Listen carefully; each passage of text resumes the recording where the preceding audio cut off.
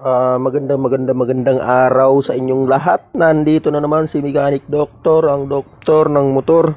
Ngayon ang aking isusulat at idodrawing ay ang wiring diagram ng SYM na motorcycle na naka full width 5-pin regulator na po. Ayan po, idodrawing ko na. Nakasubscribe sa akin, maraming salamat po sa inyo. Ngayon may ituturo na naman po ako na wiring diagram. Ito ay wiring diagram na SYM at sana ay inyong maintindihan at maunawaan. Ngayon iguguhit ko na po, no? Iguguhit natin ang rectifier, itong SYM 6-pin ECCDI muna po, ano? Ipon ako. Yan po. Yan po ay CDI, no? Yung 6-pin, napakalaki naman nito Ayan. Duruit natin para maintindihan ninyo. No, mga pap.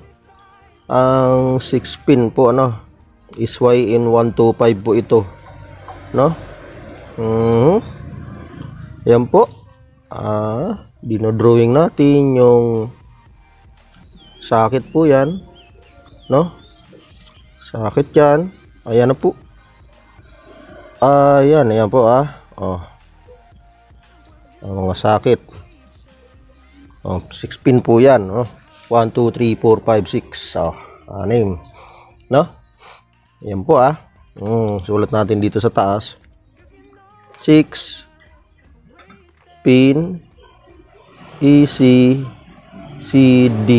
Ano po? 6-pin easy type, no?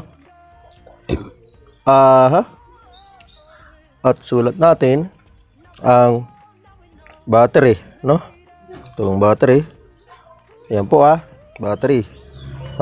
Sulat natin, drawing natin para mas maintindihan ninyo, mga boss.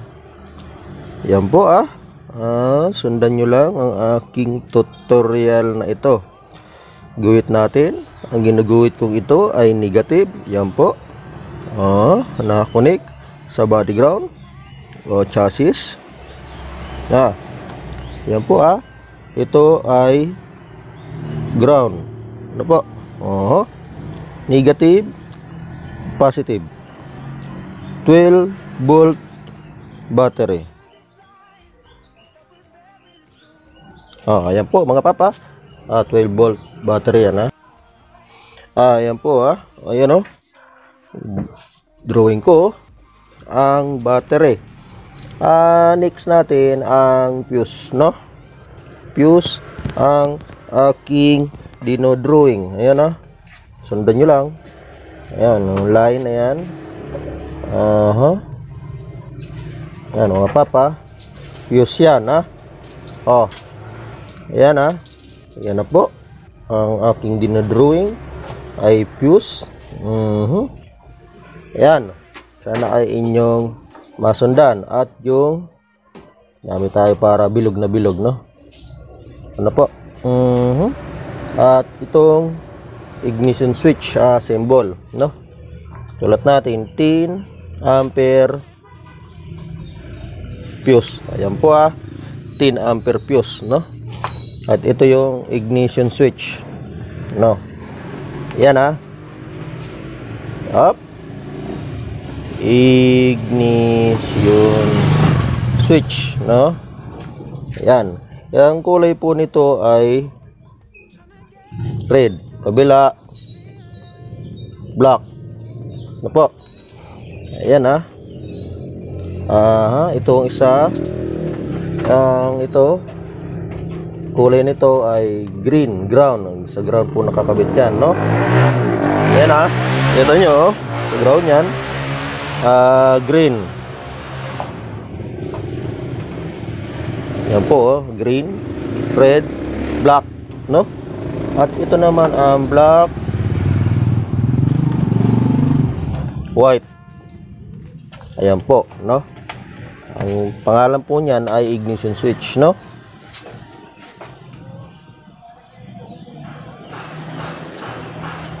Ayan po, susian, no? battery, fuse, ignition switch, no? Ayan po. Itong block na ito, ikukunik natin doon sa CDI, no po? Yung black, white, no? Para mas maintindihan nyo, mukhang hindi ito ida. Dito tayo, duwit na doon sa taas, no? Yan po, ginuguhit ko na yung black white.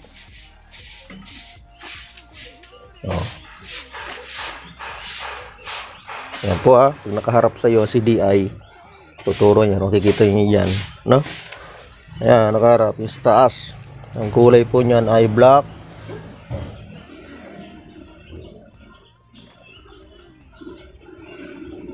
Ayan po, black white po yan, no? Sundan nyo lang mga paps. Naiintindihan nyo na tong tutorial na ito. SYM 125, yung tricycle, no po? Tricycle po ito, 125. At giguguhit natin yung po, ipo-pull wave po, no? Symbol ng pull wave, ganito po yan, no? Ito po mga pap, ito symbol ng pull wave stator, no? Pull wave stator po yan mga pap. Ayan po, i-drawing ko. Sundan nyo lang para maintindihan ninyo ang tutorial kong ito, no? Ang body ground po yan, naka body ground na yan. Itong stator na ito ay naka body ground.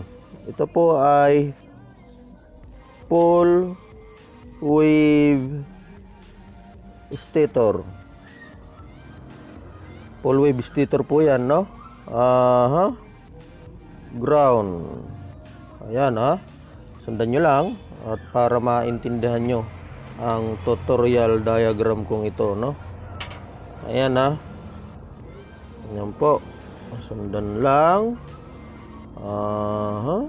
Ayan po yung dinodrawing kong ito ay ang, ayan po, rectifier regulator yan, no? 5 pin, no? Pull wave regulator. Ayan po, 5 pin pull wave regulator yan. Isinusulat kong yan, no? Sana ay inyong masundan, no? Ayan, yan po, sulat natin. 5 pin po yan. Drawing muna natin, yan, ito ay sa ground, no? Yan po, yan, ang kulay niya na ay green.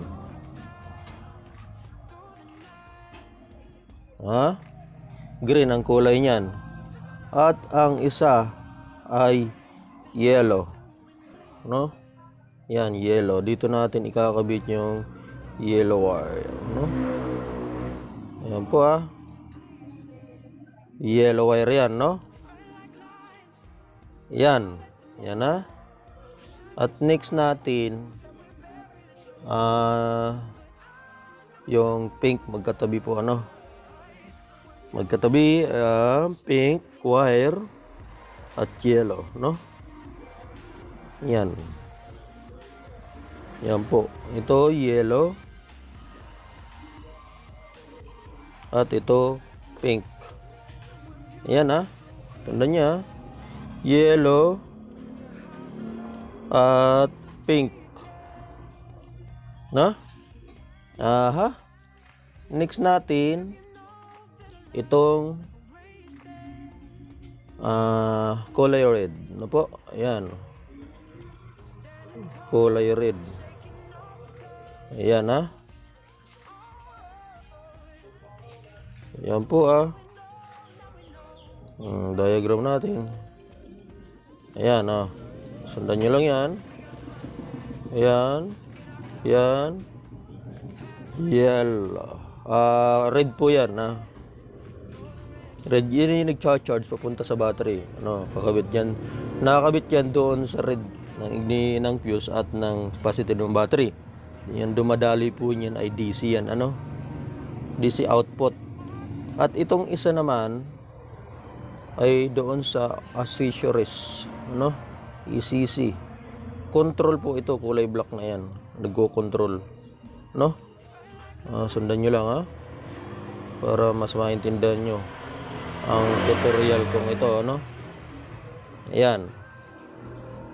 Ayan. Hop. Tagus natin doon. Ayan, kabab, ha? Ayan. Ayan, no? Diba? Ang kulay po niyan ay black, no? Ito black. Ayan, diba? Ayan. Yan po. Ang yellow, yung yellow yan, galing stator, full wave po yan. Pink, ayan, sundan nyo lang yan. Pag umiikot yung magneto, nagkakaroon kuryente yung AC yan, pink at yellow, papunta rin sa rectifier regulator na yan. Full wave po yan, at na lumalabas po dito sa red. Yang red, no, papunta dito sa battery.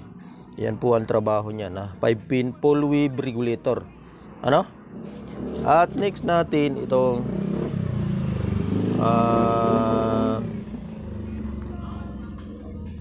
pulser. Ayan, next natin ang pulser diagram, no? Para maintindihan natin maigi. At pulser. Ano po? Pulser, ano? Ayan, taga pulse, no? Dito tayo sa CDI. Ayan. Idodrawing natin ito. Yung isang wire na yan. No? Bay-bay natin yan. Hop. Ayan. Ayan, ha.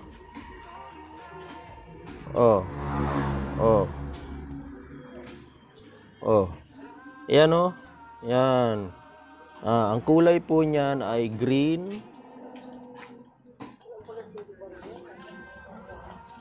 Green, white. Sundan nyo lang po mga papa. Green, white po yan, no? Yan. Green, white. Medyo tagilid na yung aking tutorial, no? At sana't sundan nyo maintindihan ito. Makakatulong ito sa inyo mga pap, no? Ayan po. Yan. Hop. Yan, ayun, di ba? Ang kulay naman po niyan ay blue, no? Blue, white. Ayan po. Medyo malabo lang, no? Sundan nyo lang po mga pap. Ayan, Yan, Ayan, tataas ko para mas maintindihan nyo. Ayan. No? Yung dalawang wire na yan, blue white papunta sa pulser at ang green white papunta sa pulser din yan, no? Sundan nyo lang yan. Sure na maiintindihan nyo talaga yan. At ito ang mga yan, ayan po, may malaki kayo makikita dyan na malaking coil. Yung primary coil po yan, no? Connect yan sa ground, no? Dito sa ground. Guhit natin. Hop. Hop. Not connected. Yan po, tawag po dyan ay dito, easy primary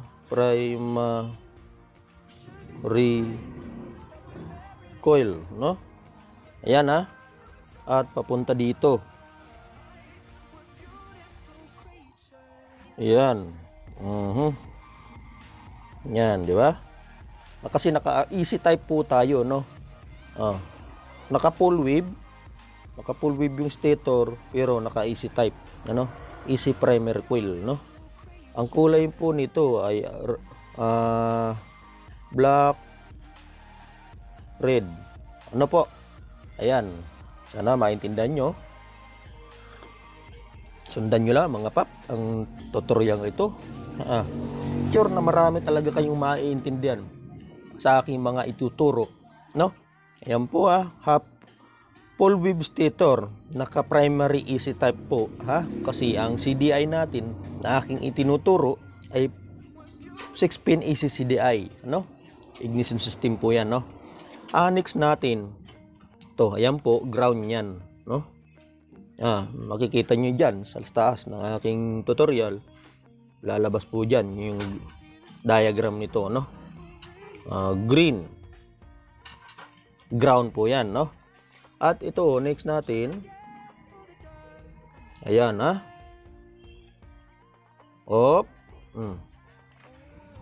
ayan, sundan nyo lang yan, maiintindihan nyo talaga yan, no? Ayan po, ayan, step by step. Ayan, ayan na po, ignition coil. Ang ignition coil po, ang trabaho po nito ay nag-i-imbak ng kuryente, no? Taga sindi papunta sa spark plug. Dumadaloy po diyan ang kuryenteng malakas, no? 1000 volt po, ano? Hindi po maaaring hawakan. Ayan, ayan, linyang yan, ano? Ang kulay po nito ay black yellow. Yan, nataas na yung black yellow yan. Punta dito. Tawag po dyan, ignition coil, no? At ground. Ayan po, Yan, sundan nyo lang yan, maiintindihan nyo ang tutorial kong ito, no? Ayan, yan po.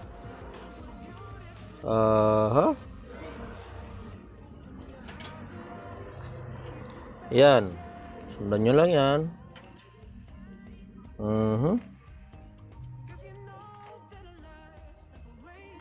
Yan, yan, spark plug.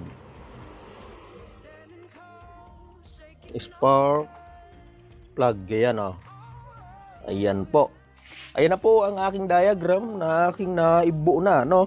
Ayan, buong-buo na mga pap. Ayan, kita nyo? Sana ay inyong nasundan ang mga tutorial kong ito, step by step, no? Sa mga next ko pang tutorial, aking ituturo sa inyo ang mga ganitong tutorial para mas lalo po ninyong maintindihan. Ito po ay ang diagram ng SYM, no po? Susulat natin is YM motor cycle, no po, no? 6-pin AC CDI, no po? Full wave regulator. Ayan po, ayan mga pap ang tutorial na ito. Ano po, ayan, maraming salamat po sa mga nakasubscribe na sa akin, sa mga katrabaho at mga kilala ko at mga mekanikong kakilala ko. Maraming salamat sa inyong lahat na walang sawang pagsuporta sa aking YouTube channel. At sa mga hindi pa po nakasubscribe, mag-subscribe po kayo at i-bell notification po ninyo para pindutin ang bell notification para lagi po kayong update sa mga tutorial na aking ituturo. Ituturo ko ang mga ganitong wiring diagram tutorial ng iba't ibang motorcycle. Maraming salamat po. Ako si Mechanic Doktor, ang doktor ng motor. Maraming salamat.